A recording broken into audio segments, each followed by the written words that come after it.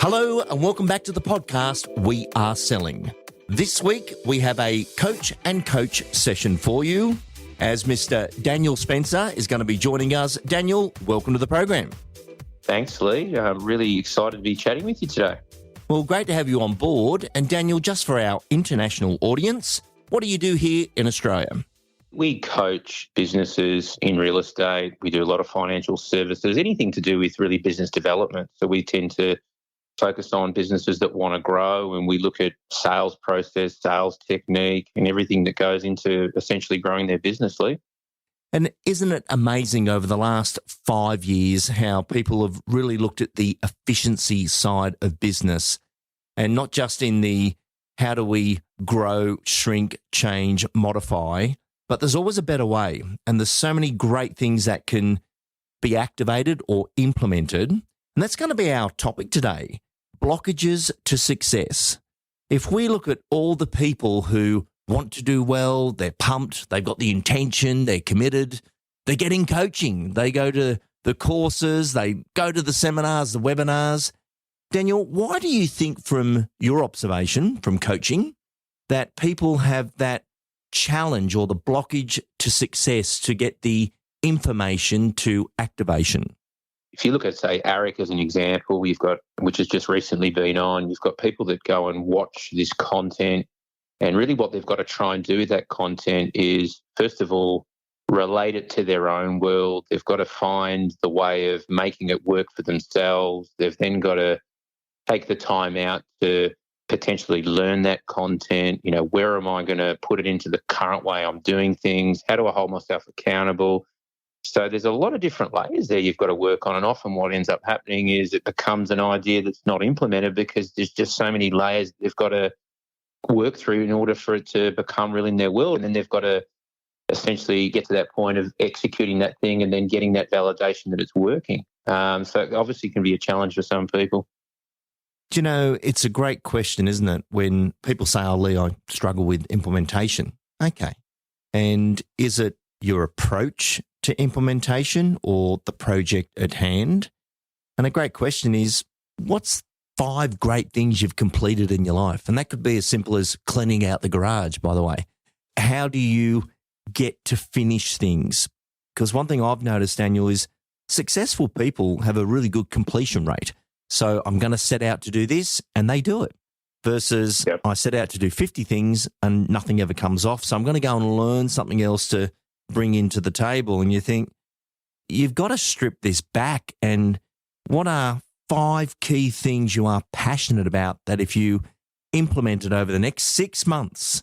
And Daniel, I'd love your thoughts on this. People have a crazy, unrealistic expectation of how long it takes to do something. If it can be done in a day or a week, that's very different to a long-term implementation or rollout. What's your thoughts? I recently read Bill Gates. He'll always finish every book he starts, even if he doesn't like it.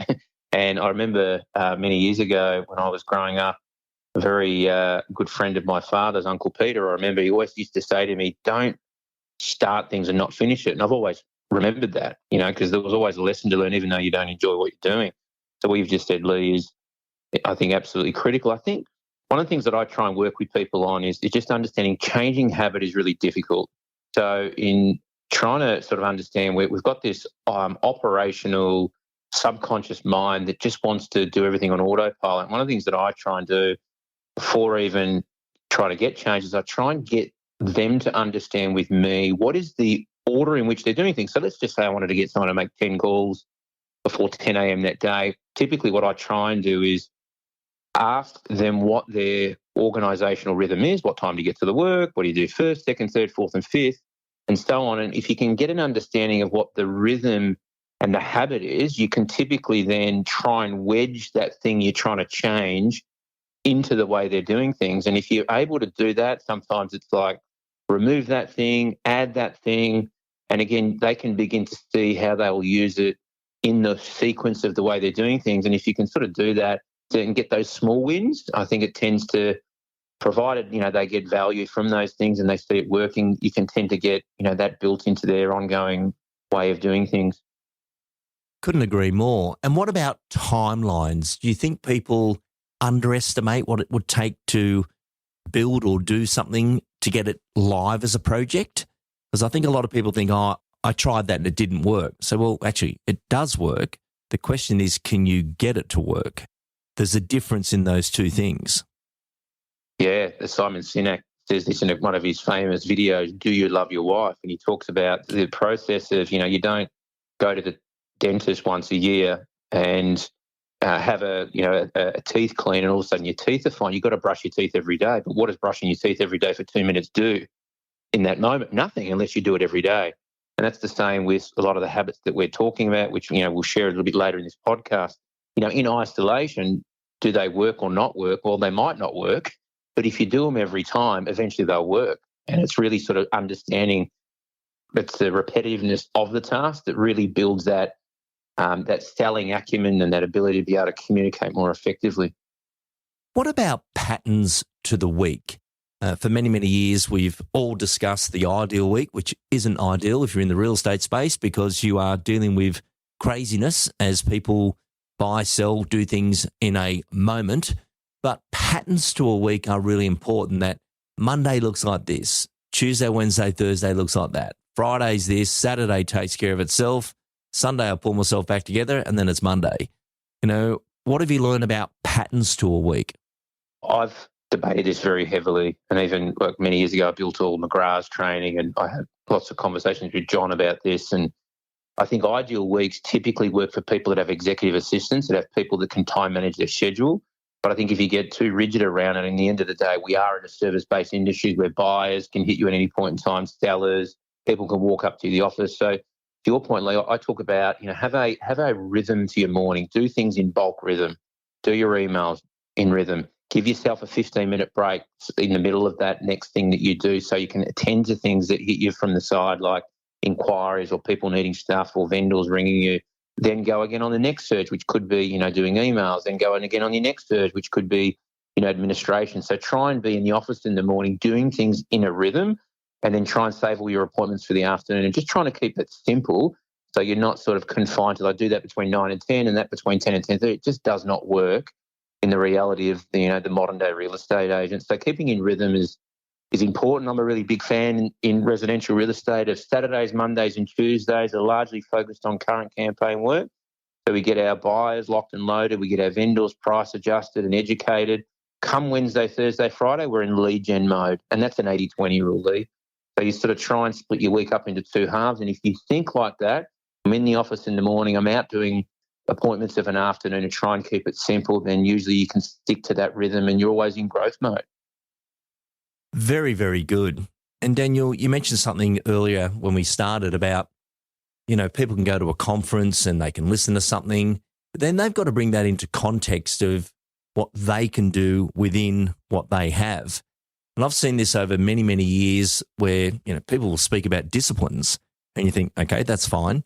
But the person you're listening to, what's their situation versus your current situation? And I remember many, many years ago, I was doing some coach the coach training and there's some young coaches coming through. And I heard this young coach speak to one of the agents one day, and I was in the back of the cab and listened to this phone call and I went, who was that? And he said, oh, this person. I said, why did you speak to him like that? Oh, well, he said he was going to do this, he was going to do that, and he hasn't done it. I said, yeah, you'll go back home to your one-bedroom unit tonight and sit on the internet till tomorrow. He goes home to his wife, 4 kids, and a career. There is a significant difference in the reality of what time's available and how you balance that. And I think not enough people speak about that. You're listening to something, but is that situation adaptable to you versus not? And we've all got these different things going on in real life. And then there's that work-life harmony where you're trying to bring it all together. And there's such a significant difference between commitment and motivation. And commitment is doing things when you don't want to do them, but you need to do them because they catch up on you, versus I'm pumped, I'm motivated, I'm going to do it this month. And it's like, well, there's 3 days of the month you are like that.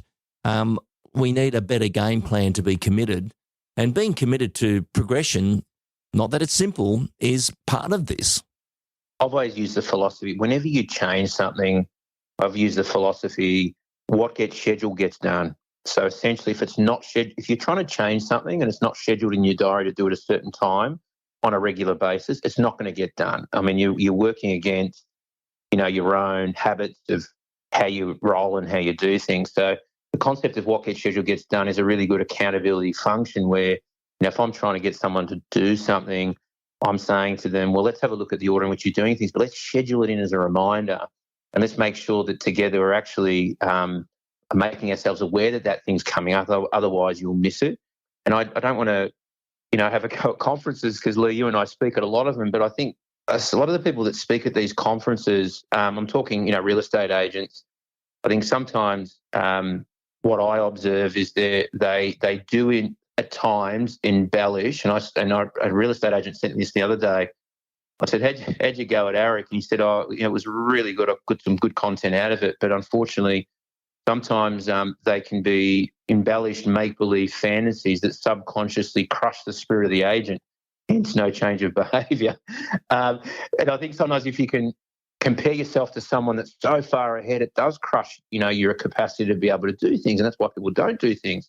Whereas if I can be sitting there opposite someone, let's say I'm doing 2 sales a month and I've met little Johnny who's doing 4 sales a month, which is within my periphery and my capacity to be able to, relate to him, I often get more from those people than the guy doing 10 sales a month or the EBU doing 12 or 15 sales a month. So I think it's how you relate to the people that you're trying to grow into and how you actually, put yourself in a situation where you listen to the small things they've done to progress to the next stage of their career.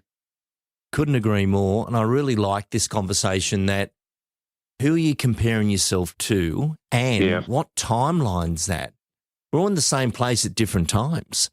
I was on a podcast a couple of weeks ago and this young speaker said, your parts go so quick you don't have to do the editing. 30 years will do that. And if you've ever done editing, if you can get it right first take, it makes a significant difference on the other end. So, right. But there's a lot of repetition goes into being able to lay down tracks. It's not that simple. It's your first day on the microphones. No. Give yourself a breather here. Like you're punishing yourself, but this is not the same thing at the same time. I try to say to real estate agents, like you've got to understand that I call it the 5 buckets. So the first bucket you've got to feel is you've got to be really good at convincing people to want to receive your market report. So that's the first sale you've got to do. You've got to fill that bucket. You've got to build a database of people that essentially want to follow you as a real estate agent. Then you actually start filling your second bucket, which is generating appraisals. So you'll start generating appraisals, you work out a way of doing that, and eventually you'll fill your third bucket, which is learning how to list houses. And that's a real skill, right? Because as you know, Lee, the first 20 or 30 you list, you get some that are priced wrong and some people convince you not to do the marketing and the campaign's wrong. But you've got to go through that scar tissue to then know how to fill your fourth bucket, which is learning how to list and sell them the right way. If it's an auction, getting the reserve right prior to the auction and making sure that vendors and buyers are locked and loaded, ready to sort of do business leading up to auction or beforehand. But the fifth bucket is the hardest one to fill, and it takes a good 10, sometimes 15 years to fill, which is your ability to be able to list and sell real estate with raving fans. So how do you do it where the vendors just love it so much they tell other people, the buyers love it so much they tell their other friends and family, and then the street was so impressed with what you did, they've asked, can you please sell my home? That's the last skill set you learn. And if you can't bring it back to the bare minimum, most people don't fill that first bucket right. They try and skip to the I want listings, I want to do appraisals, and I'm like, you don't even have a database. So let's get to the priority here. You need to be able to establish a database so when the market does turn, for the good or the worse, you've got that foundation to lean on. So true. And that database of followers, you then need that channel to market to communicate. And your communications plan is probably one of your most important projects. And I know at Eric, Matt Steinway was speaking and, had a historical talk there. But Matt's been prospecting for 20 plus years. So he's claimed a lot of doors that have now created doors onto the doors that a team of 5 or 6 can run off. And, there's a lot in that.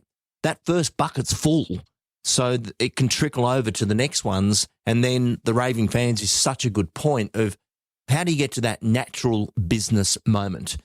And, after a period of time, you've earned that right to represent people at certain levels and do certain things. I know some of the biggest projects I'm on, they're the most undocumented, non-proposal based situations because we've worked together for 20 years. It's a natural process then because you've done the work over and over and over. So it's like ringing a builder.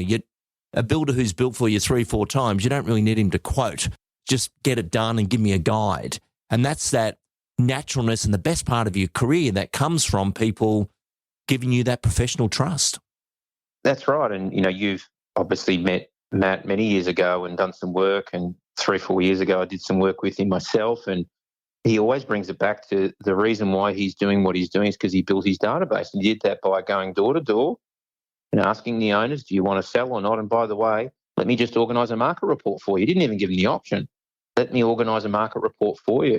And he made the market report relevant. And what I love about the modern day age, now our market reports, if we just send them every week on everything that's sold in the last 7 days, AI tells us who's clicking. Like, how easy is that?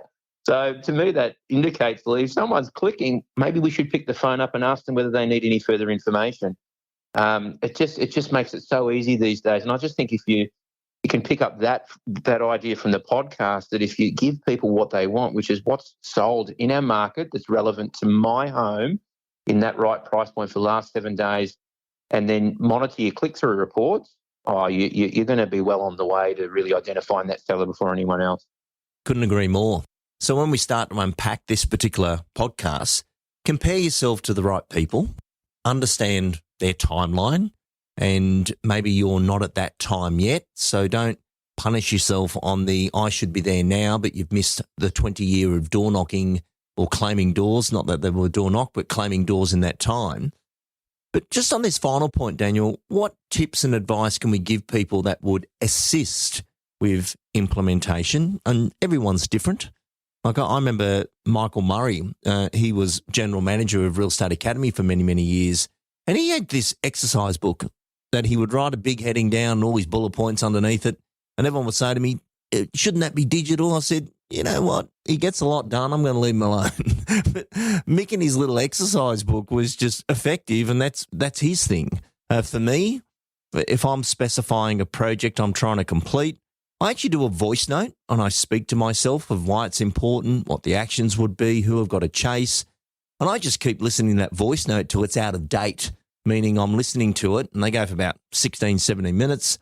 And I go, I've done that. Yet at the beginning of that, I haven't done this. And then suddenly the artwork's done, the audio's done, the flights are booked, whatever it is. And I think great people can see the outcome and they get better at completing things versus in the beginning, everything's incomplete. But you can get addicted to completing things. And be it you do it in a paper diary, an exercise book. For me, it's voice notes. Daniel, how do you approach implementation? What do you do? I'll never forget, Lee, about 10 years ago, I did some one-on-one coaching with a mentor overseas, and he said to me, the greatest gift I can give you is learning the lesson of write down everything you want to do for the day and learn to stay within integrity of that agreement with yourself. One of the things he said to me was, if you keep that agreement with yourself for the day, the world will keep agreements with you. The buyer will buy. The seller will sell with you. The buyer that turns up, that says they're turning up to auction and bid, they'll turn up. The seller that says they'll sell through you and they won't let you down. The very reason why people break agreements with you is because you break agreements with yourself. And I've never forgot that, Lee. And ever since I've had that in my mind, I look at the agreement of exercise. I exercise 6 days a week. I put a plan in my mind of what I'd like to do. And I can't tell you, like this morning, I'm in Brighton, I'm running around, did a 10K run. And at the 8K run, I was trying to bail. I'm like, run back. I'm going, no, you don't get the extra 2Ks. The training contracts that are, I'm waiting for, they're gonna break that agreement. And I just find like I very seldomly have people say no to me as a result of me keeping those agreements with myself. So I try and get into the agents' heads around like whatever you're putting down in writing, similar to Bill Gates, complete it. Otherwise, you're going to be your own worst enemy. You're going to be creating a indecisive audience that are going to willingly let you down. But when you look at the core of it, you've let yourself down. You've done this to yourself. And so it's really understanding the importance of that and how it affects our lives. And really like what we touched upon before, every one of us listening to this audio or speaking on this audio is only as good as our bookings. So you and I are here right now talking because it was booked and we've turned up. I've just done a webinar for someone. It was booked. This morning I did a private webinar for someone. It was booked. So I look at the end of today and think, wow, 3 big chunky projects were completed. But the only thing they had in common is they were booked. And it's interesting that attendance, right, Lee, because the reason why you've booked them is because you've wanted to attend those appointments, because the ramifications of missing them in your mind is huge. So I say to people, anything that you want as a new habit, you have to book it in your diary. And you have to have that willingness and that want to attend that meeting like you would an appraisal. I mean, the appraisal is always in the diary, isn't it? Or a sales meeting or a open for inspection. Like, they're all in there as meetings that you want to attend because the ramifications would be huge if you missed it. So until you put prospecting as an appointment in your diary, I don't believe in your mind it's that important to attend, so hence you're going to let it miss. Have some outcome visioning. You know, if this was complete, I would have, the people would be able to do. And whatever it is in your world, and everyone's different, but audio reinforcement is another powerful tool, or writing it down, because I think when you write it down, it connects in your brain completely different. And actually, I've been on that top 100 business stories of Charles Tarbey this year. And behind the scenes, I've never seen a more effective human in my life who's running many, many big things out of a paper diary. So Charles will speak to you and say, Lee, so when can I expect that? And I say, well, it'll be on the 20th. And he just goes to the 20th, writes in, Lee will be delivering back on this day this. And then sure enough, if it's coming up close and you think he's going to be on to me. And on the 20th, he'll call, Lee, I'm just calling to see how we are progressing on this. And just he locks it in, folds it up, as simple as that is. But being on that particular program and seeing it live for my own eyes has been amazing.